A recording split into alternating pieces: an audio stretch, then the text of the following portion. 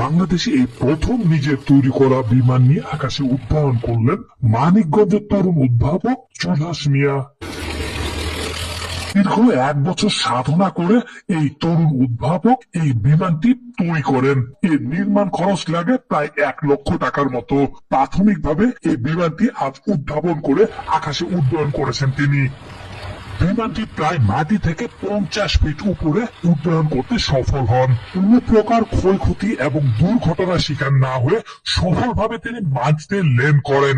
তবে এটিও একেবারে অরিজিনাল বিমানের মতো পারফেক্ট না, তবে একটি পরীক্ষামূলক বিমান যেটি একেবারে সুন্দরভাবে ঝুঁকিহীন ভাবে আকাশে উঠতে পারে। এটি শুধু প্লেনের ওজন আছে 100 কেজি আর আমার ওজন আছে 60 কেজি। তো সব মিলে এটি যখন আকাশে উড়ে 160 কেজি ওজন নিয়ে এটি উড়ে।